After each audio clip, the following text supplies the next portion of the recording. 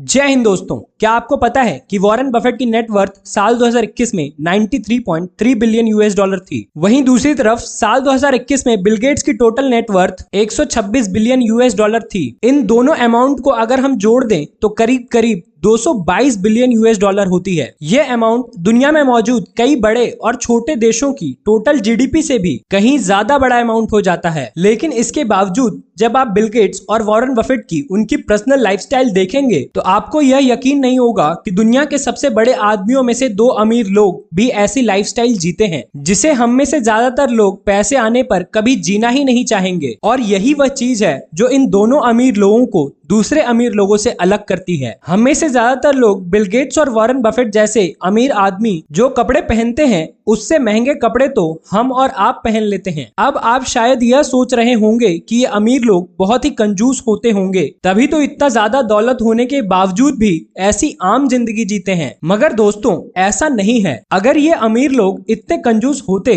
तो क्या अपनी दौलत का 90 से 95% हिस्सा दान में देते? मैं आपसे ही पूछता हूं कि अगर आपको कहा जाए कि आप अपने महीने की कमाई का 50% हिस्सा डोनेट कर दीजिए तो क्या आप करेंगे? या फिर मान लीजिए कि आपने सेविंग्स करके करोड़ों रुपए जमा कर लिए हैं और अब वक्त आ गया है कि आप उन करोड़ों रुपए में से कम 50% दान में दे दीजिए, तो क्या आप करेंगे? इसका जवाब आप खुद अपने आप को पूरी ईमानदारी से दीजिएगा, फिर आपको खुद ही पता चल जाएगा कि दुनिया के सबसे अमीर आदमी कंजूस हैं या नहीं। तो दोस्तों, आज के इस वीडियो में हम आपको बताएंगे कि एक असली अमीर व्यक्ति और एक नकली अमीर व्यक्ति में क्या अंतर होता है। जहां जिसके पास इतना सारा पैसा है वह शो ऑफ नहीं करना चाहता है, वहीं दूसरी तरफ जिनके पास पैसे कम हैं वो अपनी लिमिट से बाहर जाकर लोन लेकर शो ऑफ करना चाहते हैं। फिर चाहे वह महंगे घर हो, महंगी गाड़ी हो, महंगे कपड़े हो, जूते, घड़ी इत्यादि इत्यादि। वे लोग जिनके पास पैसा कम है वह ऐसा इसलिए करते हैं ताकि वह प्रूफ कर सकें कि वह भी अपने लाइफ में सक्सेसफुल हो चुके हैं या अमीर बन चुके हैं। तो आइए दोस्तों, जानते हैं उन पॉइंट्स के बारे में जो एक रियल रिच पर्सन को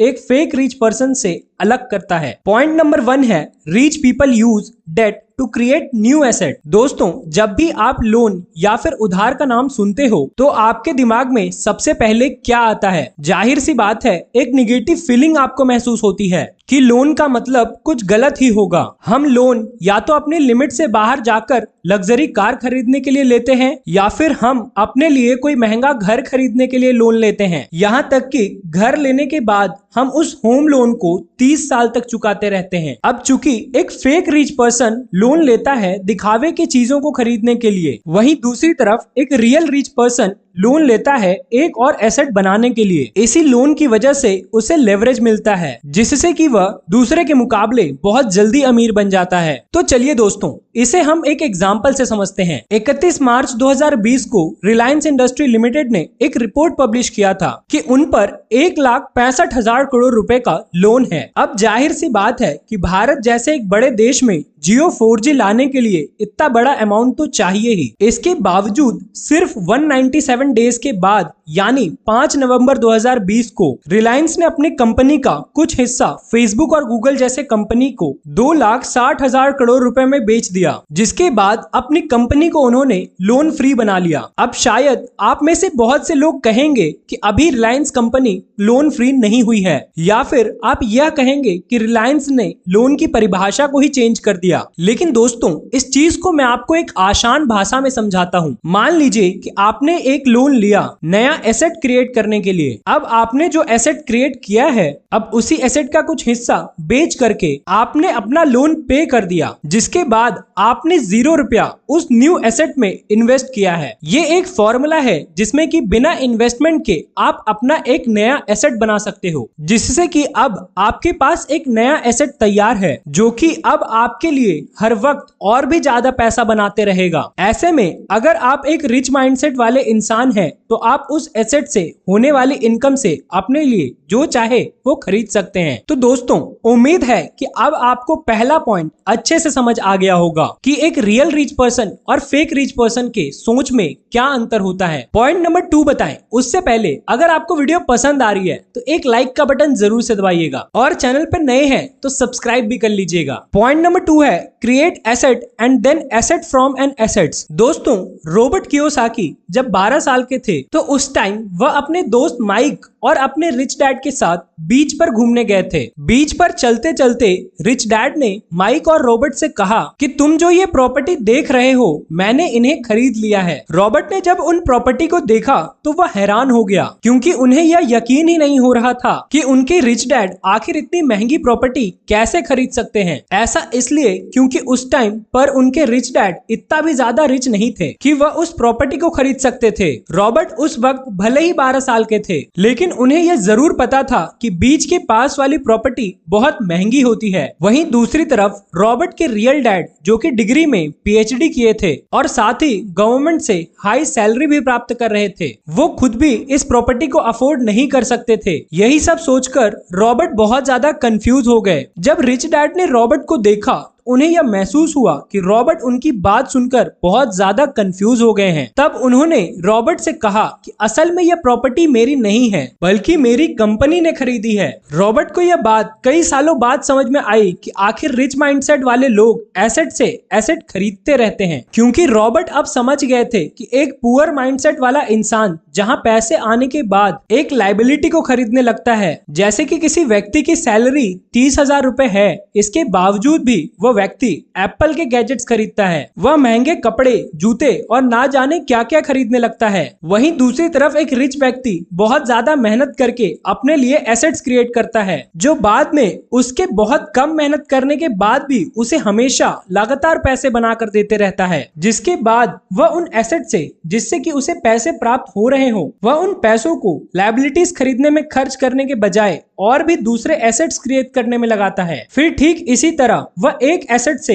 2 एसेट बनाता है और फिर उन 2 एसेट से 3 एसेट बनाता है, जिसके बाद फिर कंपाउंडिंग का जादू काम करने लगता है, जिसके बाद पैसों से और भी ज्यादा पैसे कमाना बहुत आसान हो जाता है। तो उम्मीद करते हैं दोस्तों आपको यह दूसरा पॉइंट भी अच्छे से समझ में आ गया होगा। पॉइंट नंबर 3 है maximise expense and minimise income. हमें अक्सर बचपन से ही हमारे बड़े बुजुर्ग हमें यह सिखाते आए हैं कि बेटा अपने खर्च कम करो और पैसे ज्यादा बचाओ, क्योंकि आपके बुरे वक्त में पैसे ही काम आएंगे। वहीं अगर हम अपने आसपास उन मिडिल क्लास फैमिली को देखते हैं जो इसी फॉर्मूला को फॉलो करते हैं तो हमें लगता है कि यह स्ट्रेटेजी काम कर रही है, क्योंकि जो पड़ोसी सबसे ज्यादा कंजूस था या जिसने बहुत ज्यादा पैसे बचाए उन्होंने ही 15 से 20 साल बाद अपने लिए एक अच्छी कार खरीदी, उन्होंने ही एक अच्छा घर खरीदा और वही एक अच्छी लाइफस्टाइल वाली लाइफ जी रहे हैं। लेकिन रॉबर्ट कियोसाकी की अपनी बुक गाइड टू इन्वेस्टिंग में कहते हैं कि वो रिच माइंडसेट वाले लोग अपने एक्सपेंसेस ज्यादा रखते हैं और अपनी इनकम कम से कम रखते हैं। अब आप में से बहुत से लोग जो पहली बार इस बात को सुन रहे होंगे उन्हें यह बात हजम नहीं होगी, क्योंकि आप में से ज्यादातर लोग के दिमाग में यह ख्याल आएगा